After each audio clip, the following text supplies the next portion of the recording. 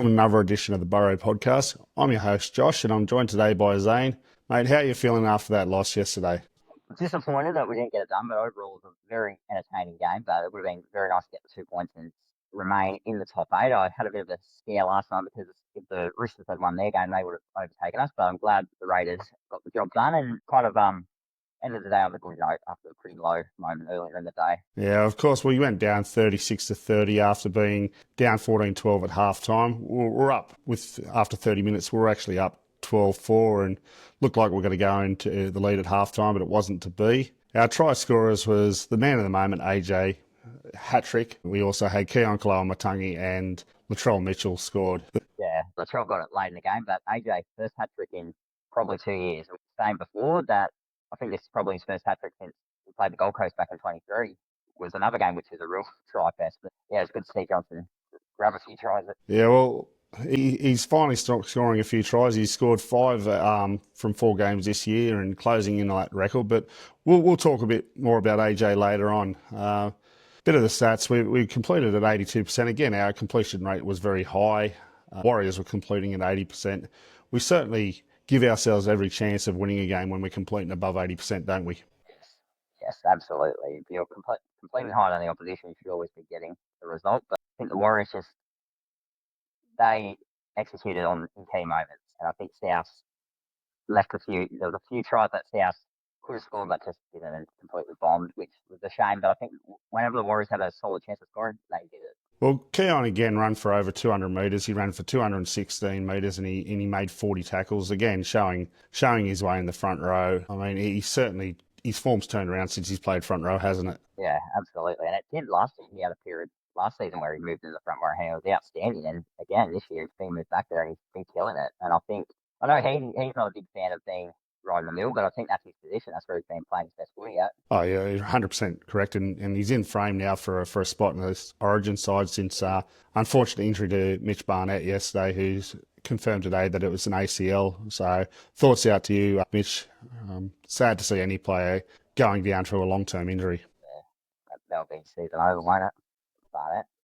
Well, there's a few options there, isn't there, to replace Barnett in the Origin side, and Keon's name's certainly one that's been mentioned. And I heard Matty Johns brought him up on his show last night, and I think he potentially is. He has played an Origin game before Keon, so he has been a part of the squad before. But I just feel like the Blues probably. I heard rumours today they're probably just going to shift Max King into the starting team and then bring Stefano onto the bench, mainly because they were part of the squads in the first two games. But I could definitely make an argument for Keon to come into that side because I think over the last 3 weeks since he's moved into the middle, he's just been on another level compared to when he's been in the back row. well, I think that's the thing. Had he been starting front row from the start of the season, it would have been no contest. He probably would have been playing game one, and his form the last few weeks certainly elevated him. And although saying that, selfishly being a South supporter, we'd rather him playing for us because we certainly need the wins on the board, don't we, in this period? Yeah, I'm sort of the same thing. I'm always like, oh, do I want them to play or do I not? But at the same time, next time we're going to be missing all these Blues guys. We'll be playing the Bulldogs, who may be missing a few as well. But at the same time, you guys are a team that really would like to get the result over, and we really need to. But we'll have to wait and see by then.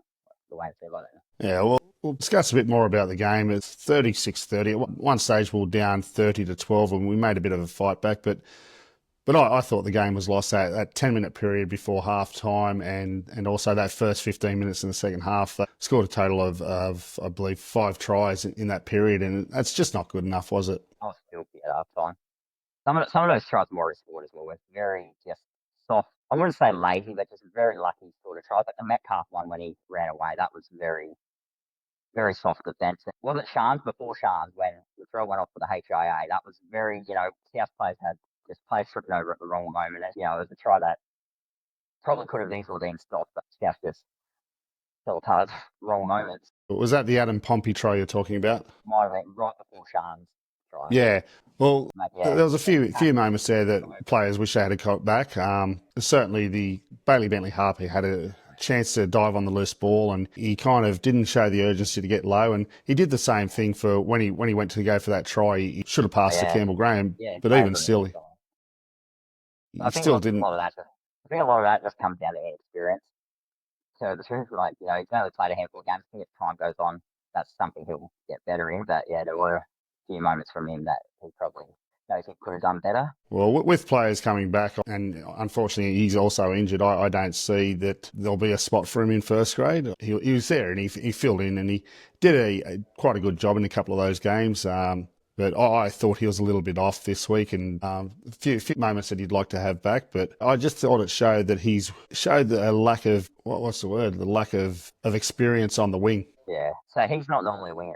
He played a lot of fullback. Yeah, well, that's one of his best. But he's played a lot of halves in the halves as well, coming through the grades as well. So it's certainly a new position. And we also seen Jai Gray play a bit of wing. He played several positions. I think he came on for a couple of minutes as hooker, and then he went from hooker straight away to fullback to cover for Latrell, and then he went to I believe he went to the wing for that little period, and then he played in the halves. So he had to go all sort of places. But I thought South got it wrong. I thought Wayne got it wrong when he put Jai on the wing in that period. He was caught out there for that try, wasn't he? On the wing, I think he admitted to doing something like this. Was it 2019 when he played Adam Dewey on the wing against the Roosters? That just That was the semi-final.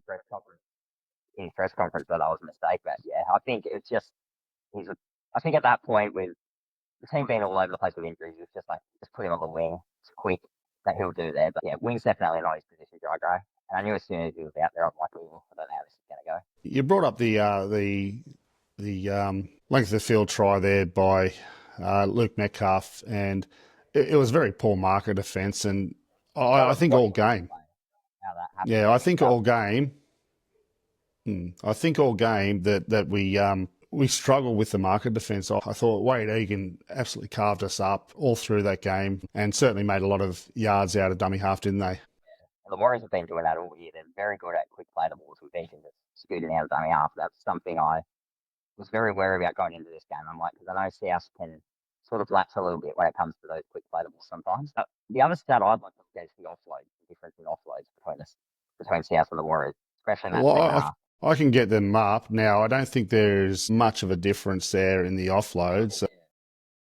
I'll quickly get them now up for you, but I was actually surprised when I seen this stat because I thought the offloads were going to be a little bit better.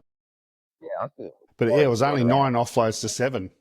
Really? It was only 9 offloads to 7. Yeah, so I was very shocked when I seen those stats. I remember it was one offload that South did when I flipped out thinking we had actually dropped it, but it turns out we got the offload away. I was like, oh, I thought we dropped it, but yeah, I thought the Warriors got way more than 9 offloads that second half. So it was one set where they threw 9 offloads, but yeah, it seemed that way anyway. They had a lot of second phase play, and we kept getting caught out. And that try, what's the guy's name? The bench player, Palacina. I forget the name, but that try was just a soft try, and it just felt like that was going to be game then and there. There was no way of us coming back. We just looked like we were going to throw in the towel, but then up stepped Latrell Mitchell. 20-minute period. South had gone on to win that game. I would have argued that second half from Latrell was better than Nathan Cleary in that grand final. Got set up those 2 tries for AD, kicked that. I don't know if that was a 40-20 technically because it did come off chance, but you know what I mean? Like, nailed it out there, but that was an awesome period from. Well, it was as good as a 40-20. I guess it could. And I knew as soon as he got that ball there, I'm like, he's going to kick this low and hard there. And exactly what he did. Like, he really stepped up in that period there. The whole second half, to tell the truth, he was fantastic. Well, it was a shame after he kicked that where Chance Nicholas went into touch. It was a shame because I thought there was a pass by Jamie Humphries to Keon, and Keon dropped it. It wasn't a good pass, and it certainly killed the momentum. Yeah, it did. Well, I remember by that point as well.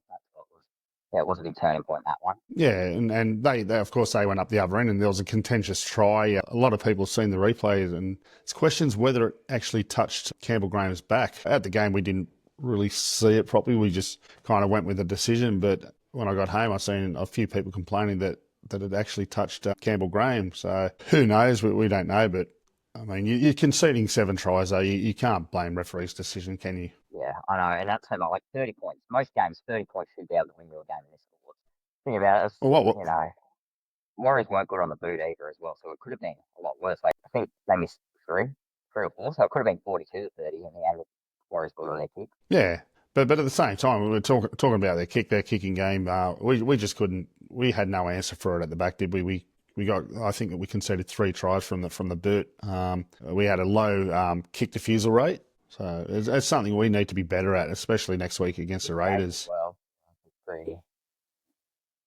Only in the big moments they seem to be keeping chasing, like in the final 20 minutes. It's something I've noticed for quite a few weeks now. Only when the game is on the line, they'll start real pressuring the catches and keep chase. There's other moments where it just seems like we don't seem to contest catches. Like we sort of just wait for it to bounce down. Well, doesn't that something that's been a problem for probably a few seasons down to the truth that I've noticed compared to the way other teams test balls. Yeah, well, the one target we should be using at all times is Campbell Graham, and I don't know if you remember that try he scored against Cronulla. He was only 18 years old. Believe it or not, rewatching highlights from 2018 to 2020 now, or South games. I'm up to 2020 now, but I did come across that game the other night when we're missing a bunch of Origin players as well. That one, yeah, I do remember the AFL style that. It's like he did. I don't know how far he jumped from it, and probably in 10 years' time I'll be saying he jumped from the 20-metre line. You know how it is. We exaggerate things, but he did jump quite early, and he got over the top of the Sharks winger there. He caught it and scored. It was a great try, and I just don't think we use him enough as an aerial threat. We've seen the Warriors did that with Dallin Martinez-Lesniak yesterday, and it got us called out a couple of times, and even Roger Tuivasa-Sheck. Oh yeah, I know, but he's always been good. But yeah, that first try with Dallin, I kind of had a feeling as soon as they kicked that ball, I'm like, Dallin's going to catch this and score. But I think we thought we had gotten a successful challenge or something like that happened from that first try, remember?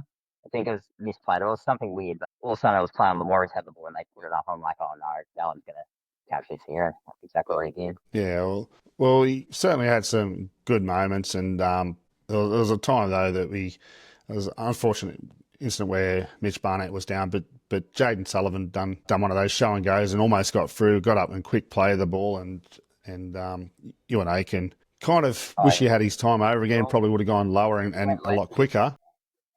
If he went left and went lower, he would. Yeah. But even saying that, both the players that tackled him were offside, and I was quite disappointed. I was very vocal at the game. How is that not a penalty? And up the other end, the Warriors go up the other end, and probably a couple of minutes later, they get a fifth tackle set reset start for us being offside, and it's just the consistency of it that I think irks the fans. But that was certainly one that I thought was a bit harsh on us, even though we were offside and probably the right decision. I just thought, well, if you're going to give it to them, you got to give it to us as well for the Ewan Aiken one, because they certainly weren't on the try line there, were they? No, they were not, and that happens every single week where the referees always miss blatant offsides from both South and whoever we're playing. They either call them out or they don't, and it's just something that's been a part of the game for ages, but it is something I would like to see them crack down on a bit more, because it happens often, especially with the teams higher on the ladder. You will see them, well, I shouldn't say earlier, but it's more they don't get back fully in line with the ref. That's my problem, and I noticed that. There's also right at the end when Latrell scored, we had a moment there where Latrell put a little chip over, and it was Jai Gray that caught it, and we're keeping the ball alive. And Keon probably had a little bit too much time. He probably should have gone back to the left. We had more players there, but went to the right, and we end up dying with the ball. It would have probably been beneficial for us to go for another kick after that and get the ball back into Latrell's hands, because he was just doing everything, wasn't he, at the back end of the game to win us that game. It's one of the probably most active games I've seen him play as a Rabbitoh that second half. Like, he's involved in absolutely everything. Is there a better ball-playing fullback in the game than Latrell? Yes. I don't think so. Yeah, I don't think Dylan Edwards has the same sort of like magical ability that Latrell does. Like Latrell can just break things open from out of nowhere, especially when you give him like they pointed this out with Brandon Smith on the Matty Johns show last night. When Latrell gets these like balls 10 metres out and just barges over, like he did it against the Roosters in 21, where no one can stop him. And they said to him, like, why doesn't he do that more? I don't understand. I'm like, there's a lot of moments where Latrell gets the ball close to the line where he could just run and barge over, but he just don't see it enough for him. And I feel like if he does that a lot more, he's going to get over more than he does. Yeah, well, we got a few players back next week. Wayne's hinted that we got 3 players coming back. You've got Cody Walker, you got Jack Whiten, and I believe the third one's going to be Ty Munro. Can you see them rushing Tyrone Munro back into the side? Well, he did his collarbone again, and he's had issues with that for a while. So, well, I mean, Definitely Harper out. He could I mean, let's see. I guess if Munro's good to go, you can throw him back on the wing there. Yeah, well, the other option is to play Isaiah Tass on the wing, but I was a bit underwhelmed by Isaiah Tass yesterday. That miss on for the chance Nickel Klukstad try wasn't good, and I found his best position's left centre as well. And with Jack Whiten coming back, he's going to have to make way there. But I just don't see him as good on the wing. And I think we're stronger with Tyrone Munro. But then there's the other side of it.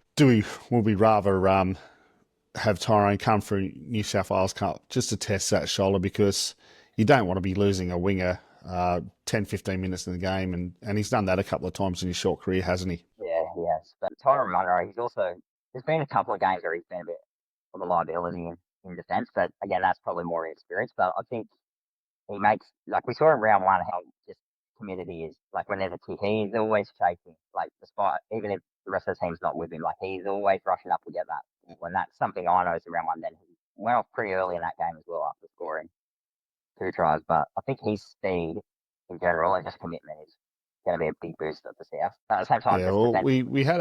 we had a big crowd out there of 16,000. I'll get the crowd up. It was 16,000. Was it 200 and Yeah, 237? it was junior appreciation round as well, wasn't it? So a Yeah. lot of the junior clubs were out there. There were a lot of Warriors fans as well. I must say, a lot more than I was expecting. I've never seen that much Warriors fans at a game. Well, that's our biggest crowd against the Warriors in Sydney that we've had. The previous biggest was also at Acor was 13,895. So we've beaten that.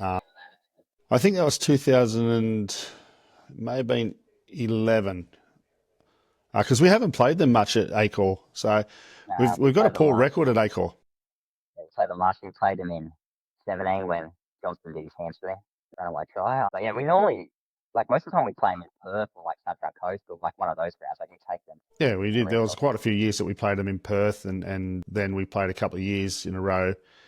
As I said, on Sunshine Coast, and also for Magic Round, we played them there. But I believe that Magic Round was their home game. So.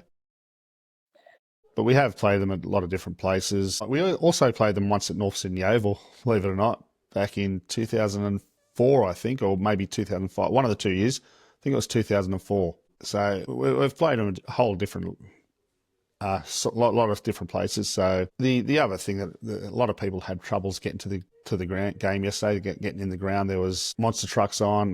The traffic was just chaotic, and I just wonder how many people. Yeah, I wonder how many people turned around. Yeah, no, that's probably never know, because I went up with my dad and my brother. We were going to get just parking in the car park there, but it was fully booked. I was like, really? Is it fully booked? Like, is the AFL on or something? Like, is something on else on at the ground? But yeah, no, it was like monster trucks. I think there was some other like expo. There was an expo. Yeah, there was an expo. I think a baby expo, and also the netball was on as well. So they had them all at the same time, and had them all leaving at the same time. I remember when we were leaving the ground, and my partner Patricia, we left and we walked to Newington. That's where I parked, and Michael and a few of the others, they were in the car park, and we ended up getting back to Patricia's place probably about 15 minutes before they got there. So there's a lot of traffic there leaving the ground as well. So it was quite difficult. We ended up just getting trained from Lincoln in the end, just parking around there and getting on with. Probably was the best way to do it. Because I know sometimes that car park can be a bit of a nightmare to get out. Trust me, I've done it at State of Origin once, and it probably an hour to get out of that car park with that spiral. It is, it's horrific. Oh, I never park in the car park. I used to park on Carter Street down there, and even then you get a little bit of traffic that way. But I find when there's really big crowds, park at Newington, go the back way, come out on Silverwater Road, and I never have any issues leaving. It's little tricks that you learn over the years. Yeah. Well, it's not as bad as what Allianz Stadium used to be like.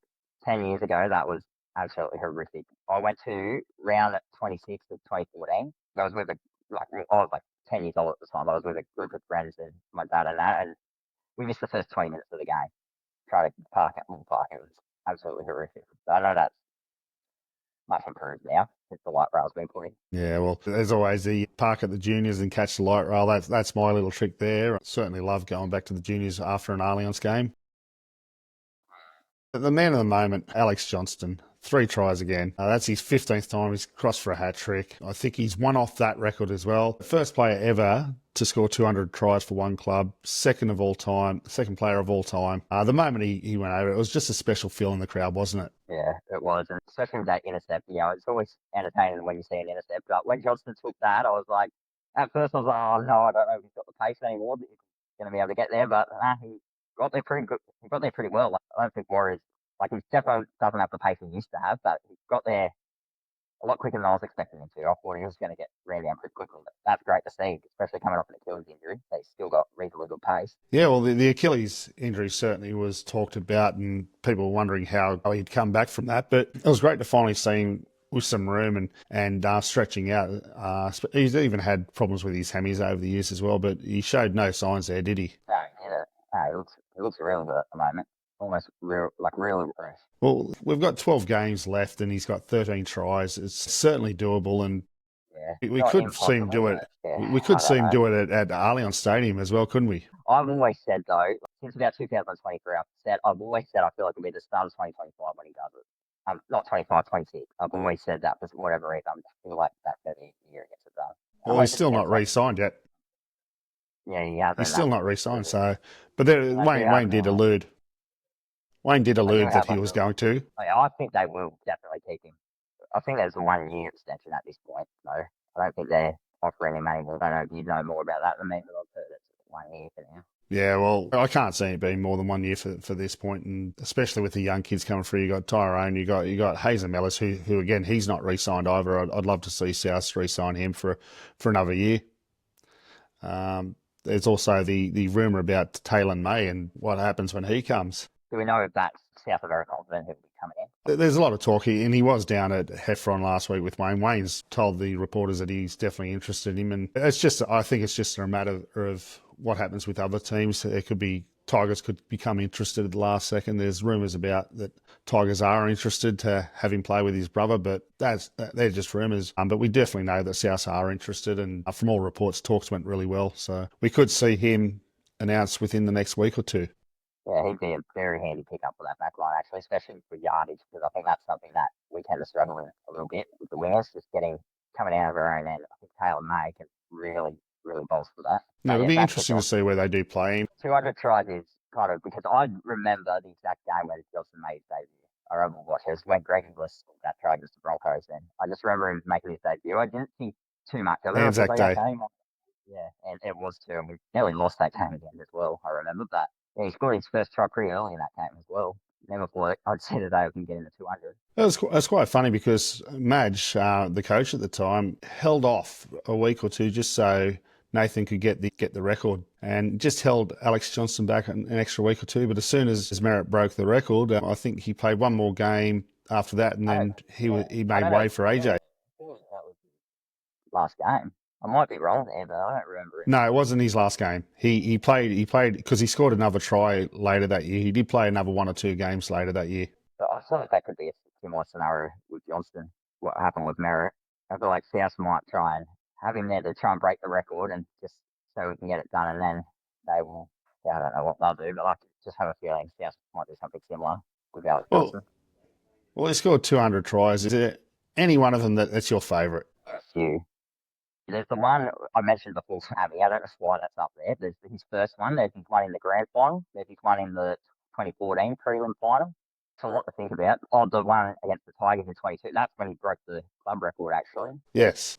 Scored a hat-trick. That was Indigenous round as well. Well, there's all 5 of the ones in the game when we beat the Roosters. Oh, the one when Corey Allen gave it back to him. That's got to be up there as well. There's so much to pick from with Alex Johnston. I'm trying to think back for all the years of all the ones he scored. Yeah, named all the key ones, I think. No, but... I'll tell you, my favourite was against the Roosters, round 2, 2015. Greg Inglis gets the ball in his own goal line, and then gets to about 15 metres out, passes it to the wing, and then it was probably the greatest bit of commentary I've ever heard from Andrew Johns. He gets to the 30-metre line, and Andrew Johns just goes, "Try."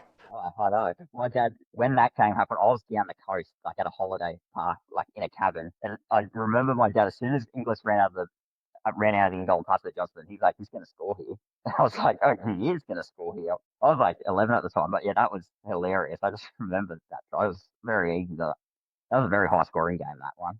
Wasn't it 34-26? I think we got over the Roosters in that one. Something like that. Yeah, it was. I'd like to see more day games Yeah. from the Roosters.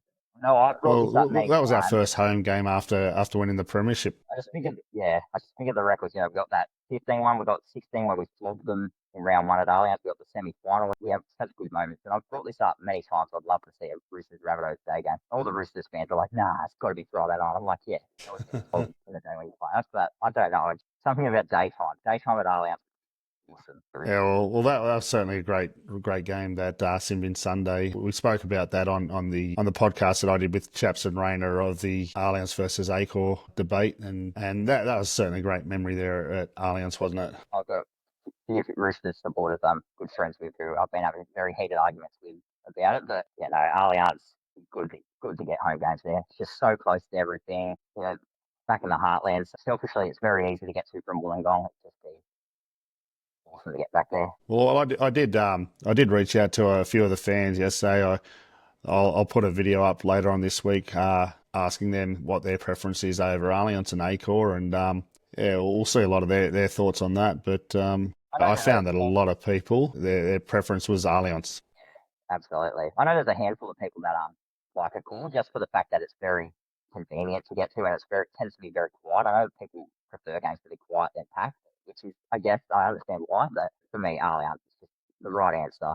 And because it means get to annoy the Roosters, that's the other reason. Yeah, true. Well, we'll go on to our 3-2-1 this week and get your thoughts on your 3-2-1. Yeah, so my 3-2-1, 3 points is absolutely Latrell Mitchell. Just that second half, no one can argue that. 2 points, I've gone with Alex Johnston, scored a hat-trick, intercepts, and then 1 point, Keon Koloamatangi for running over 200 metres and just killing it in the middle of the field as he has been the last few weeks. Yeah, well, I'm like you with Latrell. You can't go past Latrell for the three. That second half was just as good as it gets, and he almost won the game for us single-handedly, didn't he? 2 points goes to, I'm going to go with Keon Koloamatangi. Just thought he was the only forward that ran over 100 metres for us, and it kind of got into old habits there where a lot of the others weren't getting over 100 metres, but he got over 200 metres again, and to top it off, 40 tackles as well. And my one, you got to give it to Alex Johnston, not just for his 3 tries, but he was doing a lot of work, and he ran for just under 100, and ran about 195 metres. I know one of them was for a long intercept try, but he just reads the play so well, he positions himself so well. And Latrell knows that he's going to be there. Yeah, and a lot of people... Everyone he just seems to just know which direction he's got to go. He's done it so many times. He knows what he's got to do to get to the line. Yeah, just very, very... A lot of people say that Alex Johnston he's a catches the ball, puts the ball down. I know. A lot of people. But there's... I'd get that prize. I'm like, yeah, would you?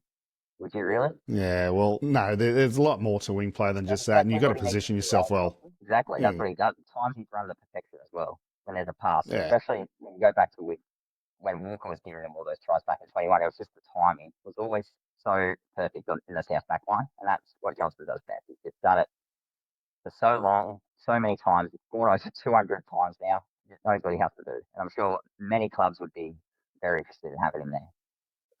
Well, you spoke about Cody Walker and him coming back this week was going to make a huge difference to the side.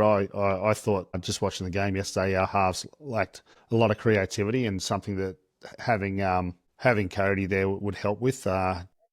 Jamie Humphries has been playing on the right, and Jamie Humphries hasn't been good. I'm playing on the right. I have the same thoughts about Walker in the Tigers game. I felt like we could have been up a lot more at halftime in that Tigers game with where people were playing. Well, what do you make of Jamie Humphries since he's come back from injuries? He's been playing on the left a lot, where he's usually playing on the right, and I thought he was very good there playing on the right side early on, but it hasn't been the same since he's come back. A lot of his passes have been... Yeah, his kicking game's been really good though, Humphries, though. Nice. Yeah, I certainly got us out a lot of trouble, and he gets a lot of height on it, and also having Latrell there helps out a lot as well, doesn't it? So, yeah, I don't know. Humphries went off injured in this game as well, didn't he? I'm pretty sure he went off. Yes, he did. It was a cork. Wayne said it was a cork. So he could be in doubt this week though. But we got I think Brandon Smith said something that he's another 4 weeks off, and Pete Mamazellus about the same time. We seen an odd thing happen the other day with was Jai Arrow filling in at hooker. Yeah, that was strange. But I guess they had no other choice because we're pretty short on hookers at the moment, especially in that side. Like Yeah, we well, got Hart, but he can't play 80 minutes there, so they've been trying to go great there over the past couple of weeks. I'm sure if yeah. they wanted to, they could probably throw James Sullivan there as well. I know he had a handful of games at Well, hooker. it's going to be interesting to see. It's going to be interesting to see what actually happens when Yeah, Cody is back and Jamie Humphries is fit and that.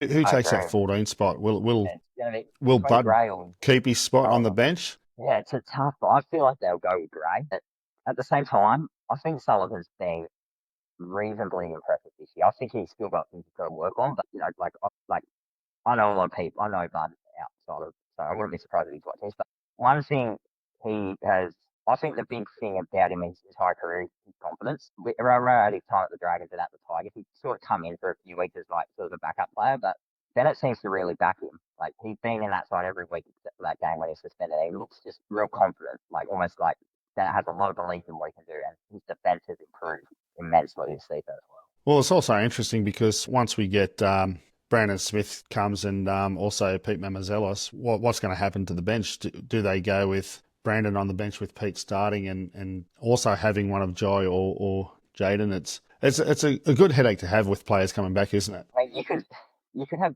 both Gray and Smith on the bench, I think, because Brad Smith could definitely play. To tell the truth, but I have a feeling it could be a bench of like Gray, Smith, I guess Harvey, and go with one of the forwards, probably Mwale as that last one. If you want to keep Tola Matangi in the middle with the Tola, at the same time, I like Jai Arrow when he plays in the middle of the field as well. So I Well, think the I think Rockets, Jai's got to stay in the middle.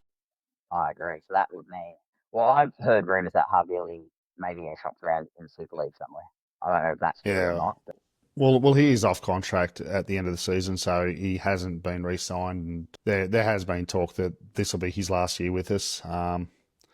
Which since we've signed Bronson Garlick and Brandon Smith, I think it's very hard for him to keep a spot here. yeah, somewhat agree with you there. There's not really much because he's a middle forward, but he has played quite a bit over his career. If it was that Well, true we're about the halfway Raiders, through the well, we're halfway through the season now. We've played 12 games, and what do you make of our position on the ladder? 6 wins, 6 losses. They're doing okay. It's a very tight competition this year. We've only had one bye, 6 wins, 6 losses, halfway part of the season. It's not awful, but I think the big worry I have with South is the for and against. Hmm. Compared to a lot of It other certainly teams that hurt are us. for and against, and that would be the costing factor. And the fact that the Cowboys also had a draw as well the other week, that's a big worry for me because I feel like for whatever reason that draw is going to kill us at the end of the year. Well, I see. The good thing about the draw is with them, we're not competing with for and against there, so we just need to have that one extra win than them, and we'll be ahead of them. I feel like it's going to either cost us or save us that win, that 1 point Yeah. difference.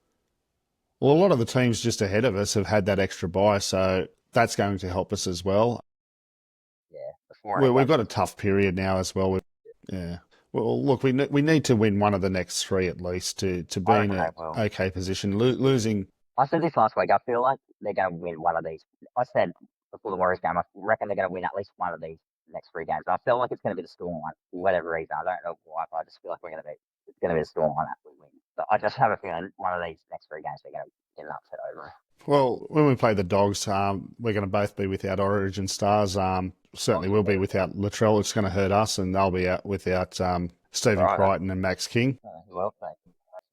Yeah, but I don't think Burden. I think Burden will probably play. And I'd say Preston will probably play. Yeah, I don't know. Yeah, he'll be back from suspension, so they're still going to have a strong side against us. We could possibly be without Jai Arrow and Keon Kalamotangi, and that's going to hurt for us as well. Cameron Graham as well, depending on what they do with him. I hope they don't make him 18th man. I think it's ridiculous that teams lose a player because someone's going to be sitting on the bench the whole time and not play. Well, I know something I've noticed is that like Queensland and New South Wales over the past few years have always picked the 18th man based off the team that has a bye. That's something I know Slaters don't quite often, like so he doesn't screw around the clubs. They could pick someone like his team has a bye. Well, they picked Kurt Mann. Queensland picked Kurt Mann last time. Wasn't able to play for Canterbury. So we're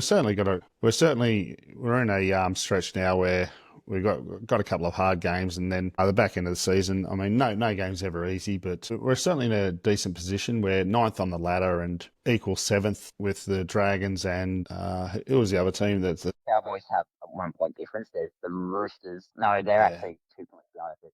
Is it Manly? Yeah, so the Cowboys are just ahead of us, and yeah, Manly's the other one. So, and the Cowboys are in sixth position, just 1 point ahead of us, and we're believe it or not, we're only what is it, 4 points out of the top four with Melbourne. So it's a couple of losses have hurt us with the injuries. I thought that had we had a few more players back, we beat the Cowboys. We certainly beat the Knights, and I think even just having someone like Cody and maybe Ravalawa yesterday would have helped us. And I think we would have beaten the Warriors had we had a couple more players back there. So that's 6 points on the competition ladder that probably would have been really good for us heading into this tough period, but it wasn't to be. We need to avoid getting flogged, and we need to start trying to get some big wins together to fix that Warrior games, because that's my opinion with our ladder position at the moment. And I know for and against people don't think it's that big of a deal a lot of the time, but there is a lot of scenarios, especially if you're in this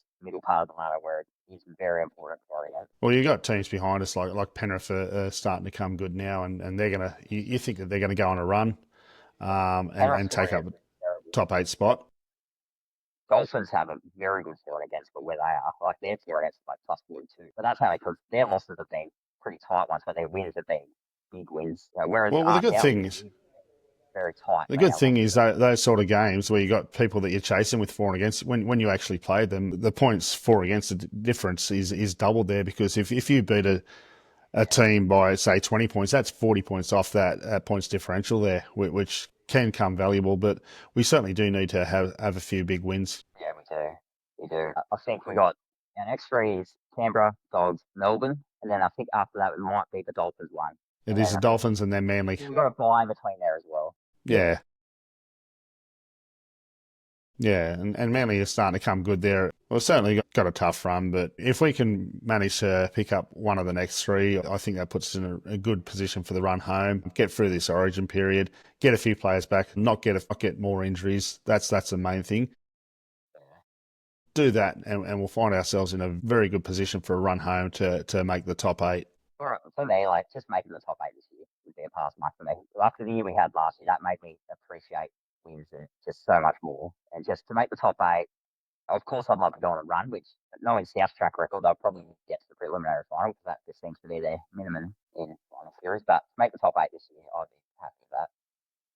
And we got the. Well, I actually went and checked to see Wolves versus Manly and their bad weeks, because as you know, they've been having a good win and a very bad 4 game the next week, but unfortunately we're not playing them on their bad week, so we need to be up on that one. Well, hopefully by then we've got Brandon Smith on the field, and there's every chance that we could have Cam Murray right at the back end of the season. I feel like with Cameron Murray, it's going to be whether we're in the run for finals. Like, almost that's 100% what I think. If we're down and out and can't play finals, then I don't see any point. But if we're at least a genuine chance of making the 8, then definitely I'll see him coming back. Well, anyway, that about wraps it up now. We got Canberra this week down in Canberra. We'll be in Bay 73, which is the away supporters bay. Join us for our podcast later in the week when we give a review of that game. For now, I'm your host, Josh, and I'm joined by Zane. Go the Rabbitohs.